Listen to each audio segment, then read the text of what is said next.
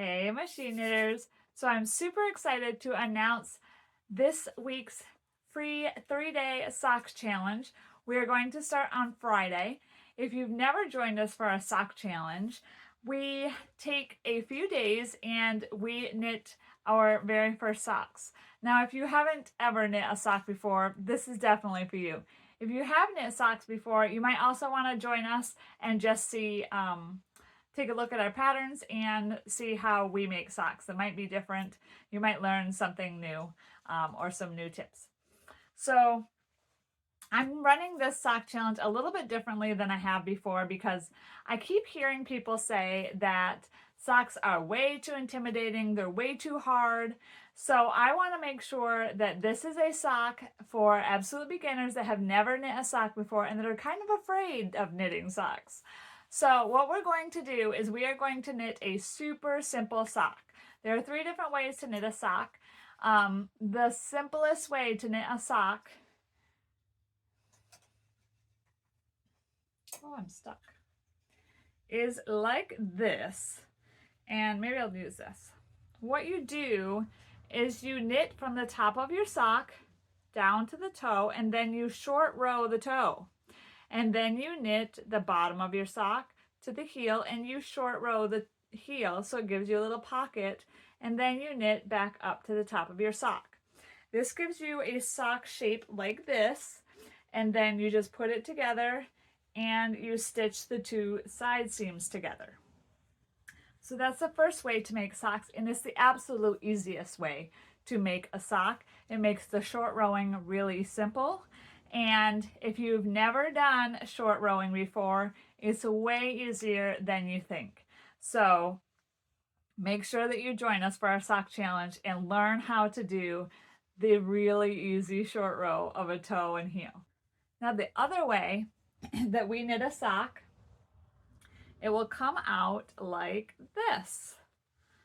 So this allows us to only have 1 seam on the side of our sock, and then we Kitchener stitch the toe.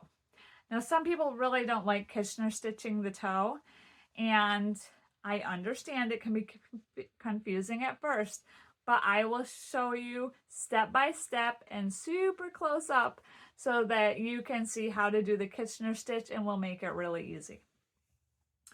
Now, a lot of people like to mattress stitch their sock seams, and that's what I've been doing most of the time. But I was watching one of my old videos recently, and I did a Bickford stitch to seam up the side so that it was completely flat. So if you want a flat sock, I'm going to show you how to do that with this sock challenge. Now, usually we take the first day of the sock challenge and we talk about our gauge swatch and what kind of yarn to use and stuff, but I want to jump in so that we can make both patterns of our sock. So I'm going to talk about the sock yarn right now, and I need you guys to make sure that you make your gauge swatch before we even begin on Friday, okay? So get you some yarn and make a gauge swatch. When you sign up, you'll get an email that will give you your patterns, and it will tell you where to get some yarn.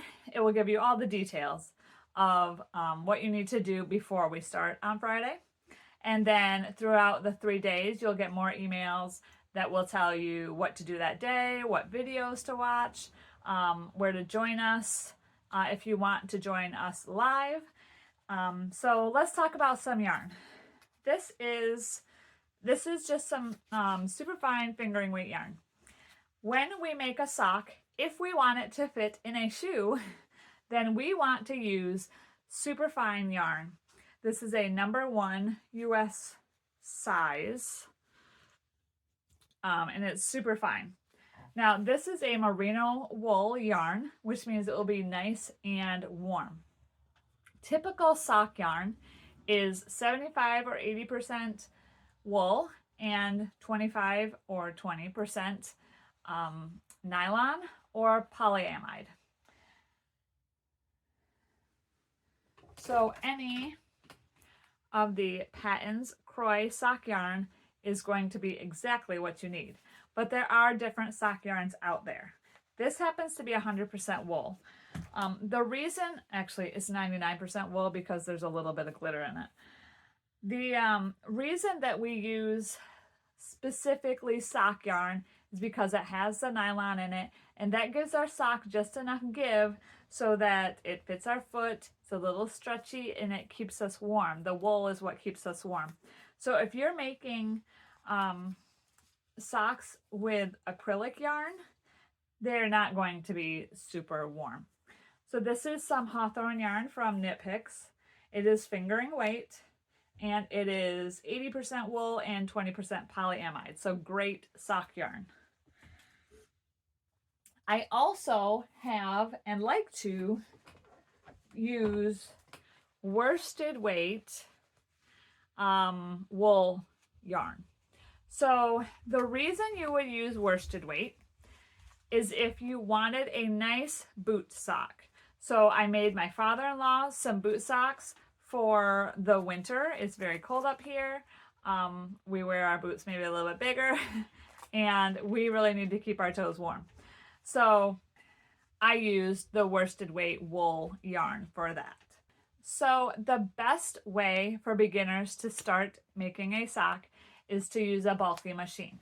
So if you have a bulky machine or even a mid-gauge machine, then you will want to start with that because it just makes it easier to see the stitches. It makes it easier when you're short rowing. It's a lot less needles to move back and forth. There's just a lot of things that make it easier if you can start on a bulky machine.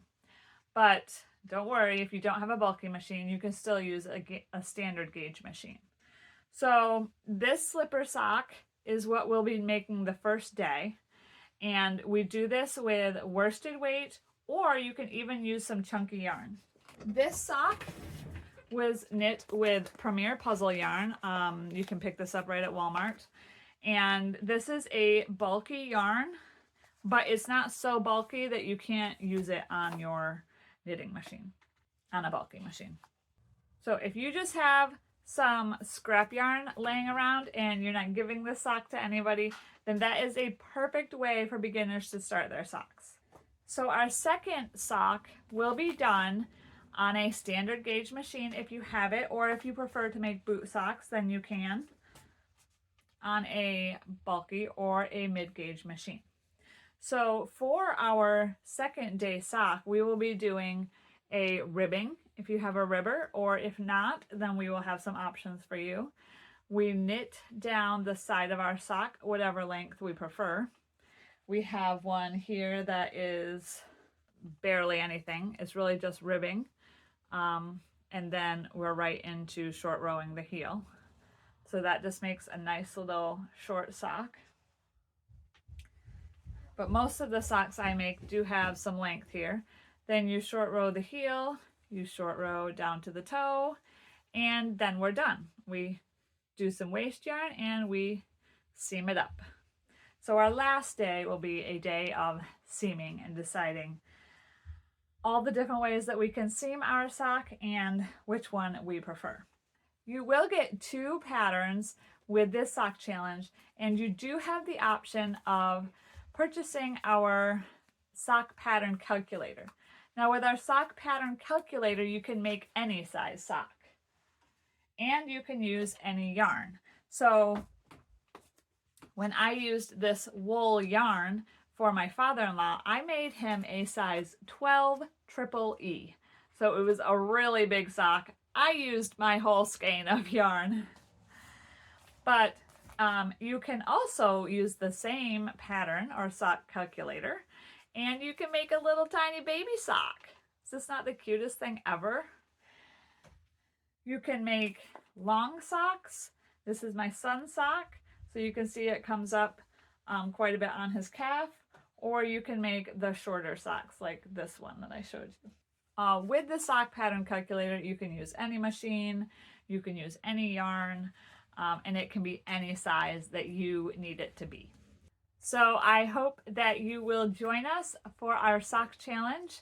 Go ahead and check the description for a link to sign up for that so that you get all of the information. and I can't wait to start and see you guys on Friday.